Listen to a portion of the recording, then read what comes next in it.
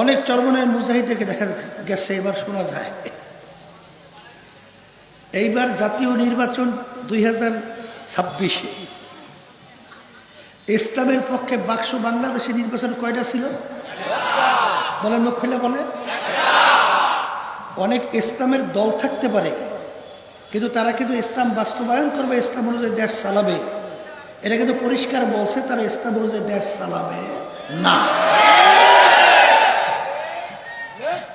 এরপরও যারা মুজাহিদ দাবি কইরা, চরমনায়ের মুহিব্বিন দাবি কইরা তাদের সঙ্গে হাঁটছেন, চলছেন, সহযোগিতা করছেন, এদের চরমনায়ের মুরিদ দাবি করার অধিকার নাই।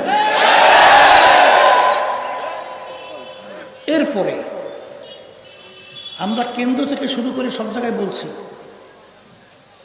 যে একেবারে জেলা থেকে শুরু করে ওয়ার্ড পর্যন্ত মুজাহিদ কমিটি হোক, আন্দোলন হোক, সহযোগী সমস্ত সংগঠন হোক, এই যারা নাকি এই জাতীয় নির্বাচনে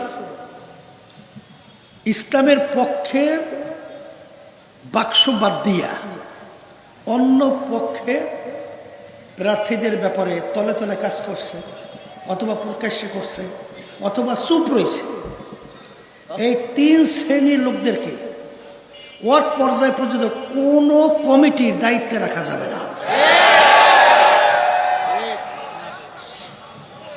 এইটা কিন্তু পরিষ্কার ভালো কইরা বুঝে শুইরা তারপর কিন্তু ব্যবস্থা নিতে হবে। লোক 5 জন থাকুক, তাতে আল্লাহ বরকত দান করে। আর বস্তা ভরা ভুরি ভুরি, এতে কিন্তু এই চরমনায়ের তরিকার বদনাম করে। আর এরা ভালো করে যাই না রাখেন, এই তরিকা কিন্তু হক তরিকা। এই তরিকার সাথে আপনি জড়াইছেন, জড়াবার জড়ে যদি আপনি ব্যতিক্রম ধর্মী আচরণ করেন, আল্লাহর কুতুবদের রুহানি বদদোয়া কিন্তু আপনাদের প্রতি লাগবে। হাজার চরমনায়ের বাহিরের লোক যারা চরমনায়ের বিরোধিতা করে, হাজার লক্ষ লোক বিরোধিতা করলে চরমনায় কিছু হয় না, আল্লাহর আমাদের ক্ষতি হয় না। কিন্তু যারা নাকি নিজস্ব লোক পরিচয় দিয়া তারা যদি ক্ষতি করে, এই ক্ষতিটা কিন্তু অনেক বেশি হয়। কথা ঠিক না? এটা বিশেষ করে লক্ষ্য রাখবেন। খবরদার, দল ভারী করা, দল বাড়ানো কোনো প্রয়োজন নাই। কারণ আমরা কোনো ঠিকাদারি নিয়ে আসি নাই। কেউ ইচ্ছে করলে কাউকে হেদায়েত করতেও পারবে না, কারণ আল্লাহ রাসূল সাল্লাল্লাহু আলাইহি ওয়াসাল্লাম নিজেও তার আত্মীয় স্বজন চাচা সহ হেদায়েত করতে পারে নাই, পারছে? বরঞ্চ আল্লাহ নবী সাল্লাল্লাহু আলাইহি ওয়াসাল্লাম যখন পরেশান হয়ে গেছিল যে তারা কেন ঈমান আনে না, মুসলমান কেন হয় না, আল্লাহ রাব্বুল আলামিন আয়াত নাযিল করছেন, হে রাসূল, আপনি ইচ্ছা করলেই কাউকে হেদায়েত করতে পারবেন না, হেদায়েত আমার হাতে। এই জন্য হেদায়েতের দায়িত্ব কিন্তু আমাদের না। আমাদের দায়িত্ব শুধুমাত্র কোরআন এবং হাদিস অনুযায়ী আপনাদেরকে দাওয়াত দেওয়া।